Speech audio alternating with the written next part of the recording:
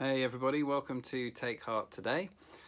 Our lives are to bear fruit, and not just a little bit of fruit, a lot of fruit. So Jesus says in John chapter 15, we're back in John 15, verse 5, I am the vine, you are the branches. If you remain in me and I in you, you will bear much fruit. Apart from me, you can do nothing. And then in verse 8 he says, this is to my Father's glory, that you bear much fruit. There's that phrase, much fruit again, showing yourselves to be my disciples. Now, people can plant plants for all sorts of reasons. Ornamentation, to look pretty, but if you're planting a vine, certainly in the days of Jesus, you were planting that because you wanted the fruit. You wanted to get some grapes to eat or to make wine with, or whatever it was. And this image that Jesus gives us of us being a branch in the vine, it communicates to us that our purpose is to bear fruit in the kingdom of heaven. It's to live a life for something that is beyond ourselves. And he communicates how we do that in the image. We've talked about it a little bit. I'm not going to labour the point. By remaining in him, by being close to him, it's his strength, the sap, as it were, of his spirit in our weakness that produces the fruit. And yet today I just want to focus on just that purpose that we have to bear fruit. And one of the things that I find great about the image is that when a branch produces fruit, the branch doesn't get benefit from the fruit. You know, the branch can't eat the grapes. If I go to Mike's vineyard in Watford and turn some of the grapes into wine, the branches cannot drink the wine that I make. The branch produces the fruit, someone else comes along, takes the fruit, and gets blessed by it. In the same way, our lives are to produce fruit, but it's not for us. It's to bless other people. In our culture, which has this riptide almost that we get sucked along by towards self-obsession, self-absorption, every other photo is a selfie. The tendency is to think about, how does this benefit me? How does this bless me? And when we understand or remind ourselves of the fact that we are to be a blessing to other people, we can start to flip that question on its head regularly. So I will often catch myself when I'm thinking about, do we have people over for dinner, or do I ring this person, or do I commit to praying for that, or whatever it is. I'll find myself asking the question, how does this benefit me?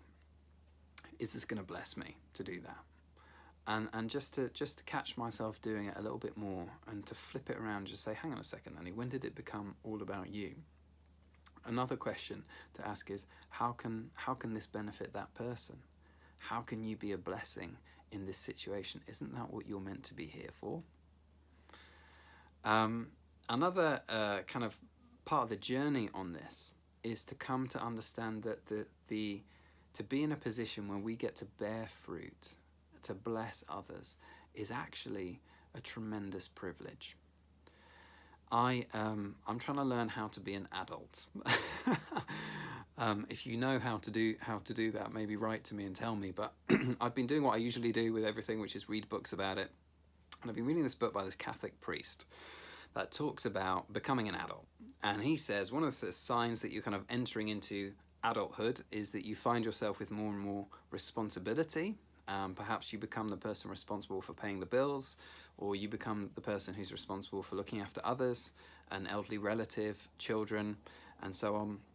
And he says the temptation when we hit that phase of life, and it really for lots of us is most of our lives, this phase, where we're the person who's giving out and we're the person who's generally depended upon, the temptation is to get a bit cross and a bit resentful because it's hard work and it's tiring.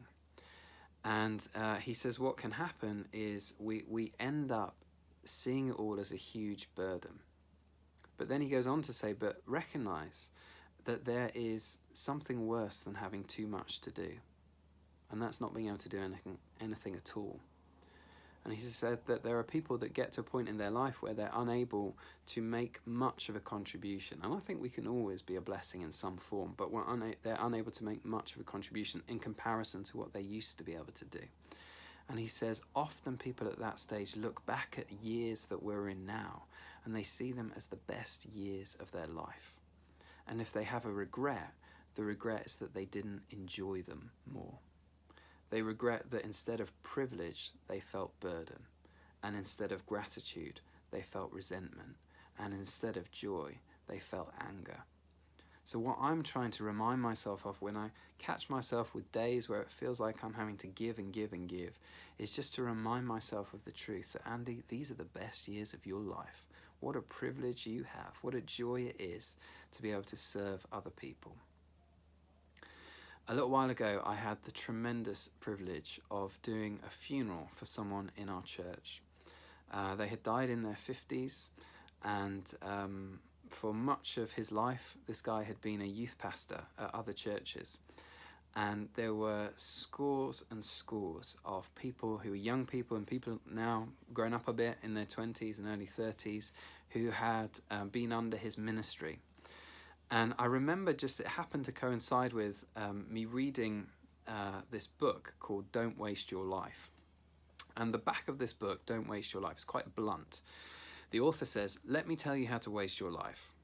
And then he says, a little while ago, I was reading Reader's Digest, and it had an article in Reader's Digest about a couple who were quite well off, and they'd taken early retirement, and now what they did is they sailed around the world on their yacht, and he played softball, and she collected seashells. And he said, imagine that couple when they stand before Jesus on the day of judgment. Hey, Lord, here's my seashell collection. That is how to waste your life.